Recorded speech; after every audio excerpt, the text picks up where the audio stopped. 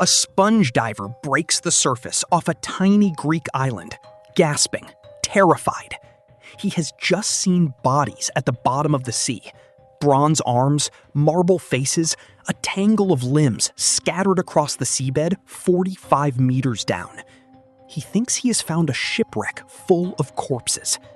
What he has actually found is a graveyard of treasure, silent for 2,000 years. Somewhere inside that wreck, tangled in mud and coral, sits a lump of corroded bronze the size of a large book. No one on that boat in 1900 has any idea what they are holding. It will take a century, a world war, X-ray machines, and teams of obsessive scientists to understand what this lump of green rock actually is. And when they finally do, it will rewrite the story of human ingenuity. What if you were told that 2,000 years before the first mechanical clocks appeared in Europe, someone had already built a machine that could predict the future? Okay, sit with that for a second. 2,000 years before Europe figured out clockwork. I need you to really picture the world that made this possible before we go any further. Picture the Aegean Sea in the final centuries before the birth of Christ.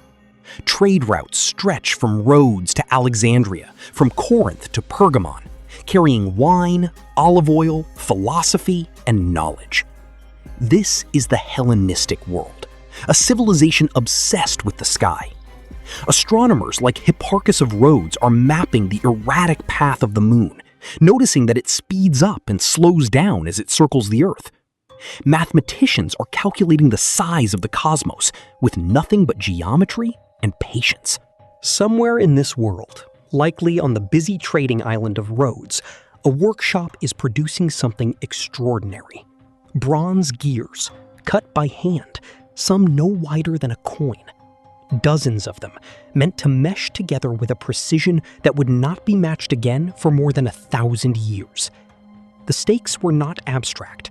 For ancient Greek society, timekeeping was not a convenience.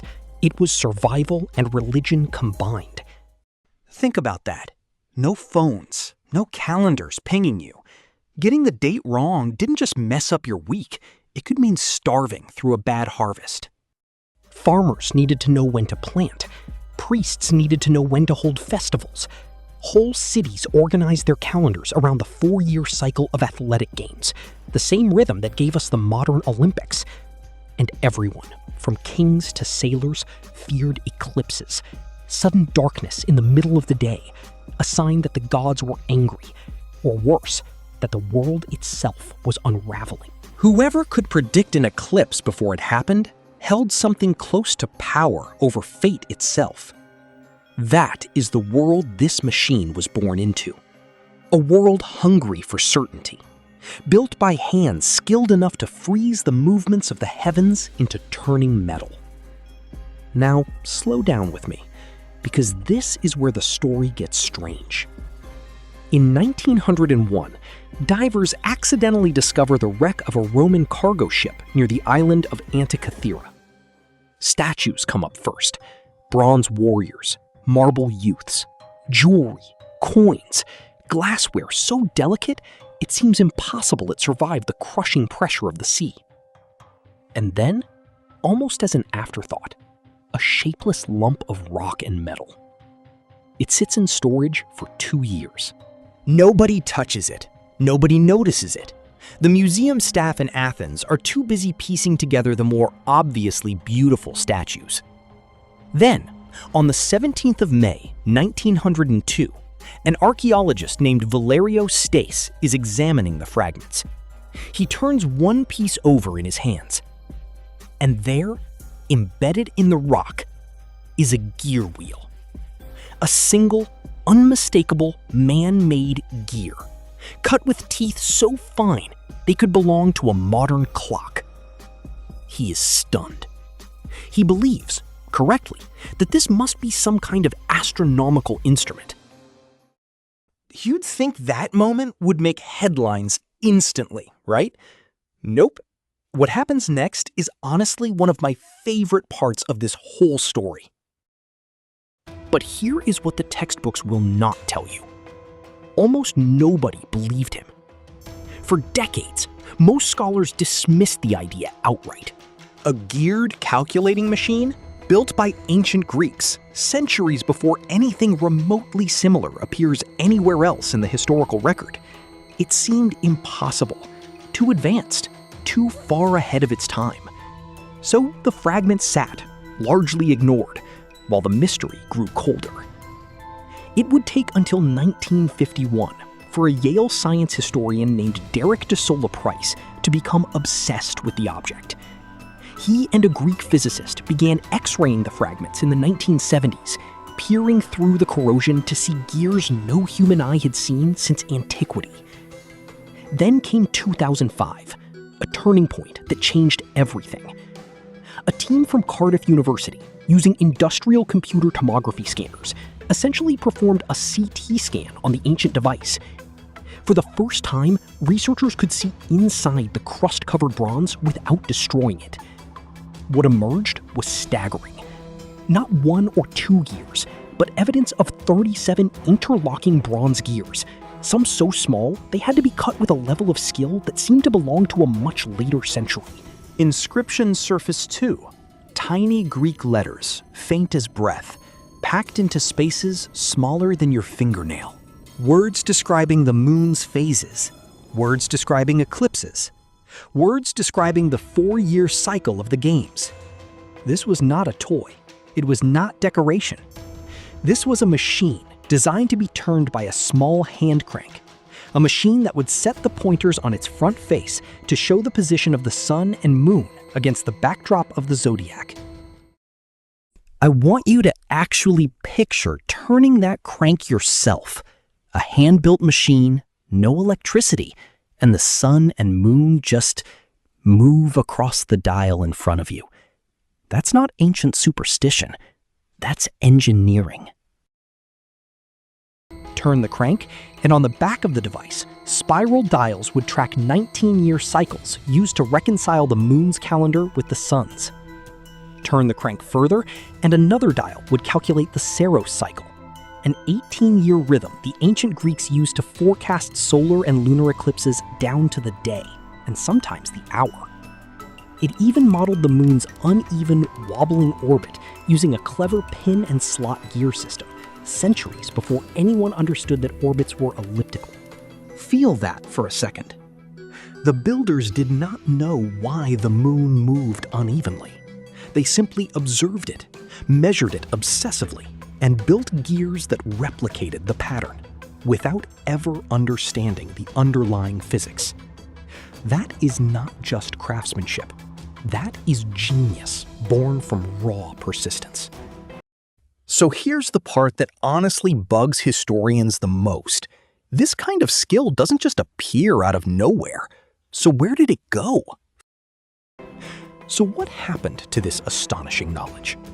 That is the aftermath that still troubles historians today. Whoever built this device did not do it alone, and did not do it as a first attempt. The sophistication of the surviving gears all but demands earlier prototypes, an entire lost tradition of Greek mechanical engineering that has simply vanished from history. Ancient writers hint that this tradition was real. The Roman philosopher Cicero, writing decades after the shipwreck, described similar bronze devices built by the legendary inventor Archimedes, machines that modeled the sun, moon, and 5 known planets with a single turning mechanism. One of these devices, Cicero wrote, was carried back to Rome as plunder after the death of Archimedes, and kept as a family heirloom for generations. If that account is accurate, then devices like this one were not unique. They were part of a broader culture of genius that flourished in the Greek world, and then, for reasons still debated, simply faded away. Most bronze objects from antiquity were eventually melted down and reused, which means machines like this one likely existed by the dozens, and almost none of them survived. We only have this one because a ship sank at exactly the wrong moment, and the sea, of all things, decided to preserve it. And here's the wild part. After this, Nothing like it shows up again for over 1,000 years. Not a similar gear, not a rumor of one. Just silence. For more than 1,000 years afterward, nothing comparable appears in the historical record. Not until the 14th century, when astronomical clocks begin appearing in Western Europe, do we again see machines built with anywhere near this level of interlocking mechanical complexity. Think about that gap. An entire millennium separates this device from its next true successor. Modern researchers using 21st century imaging technology are still finding new inscriptions, still debating whether the device once modeled the movements of 5 planets, still arguing about exactly how accurate or inaccurate its predictions really were. Some recent studies suggest its hand-cut gears carried enough manufacturing error that the finer calculations may never have worked with real precision. But precision was never really the point. The point is that someone, more than 2,000 years ago, looked up at an unpredictable, frightening sky and decided they could build something to tame it. Every smartwatch on your wrist, every calendar app buzzing with a reminder, every satellite quietly tracking the position of the moon is a distant descendant of that same impulse. The impulse to turn chaos into something you can hold in your hand and predict. Okay, last thing, and it's the question that's been sitting with me since I started researching this one. So here's the question worth sitting with. If a civilization without electricity, without steel, without any concept of gravity as we understand it, could build a machine this precise, using nothing but bronze and mathematics and sheer stubborn brilliance, what have we forgotten how to build? And what other lost machines are still waiting, quietly corroding, somewhere at the bottom of the sea? Honestly, I don't think we've found everything yet. If this blew your mind even a little, subscribe, because this is exactly the kind of history I dig into every week.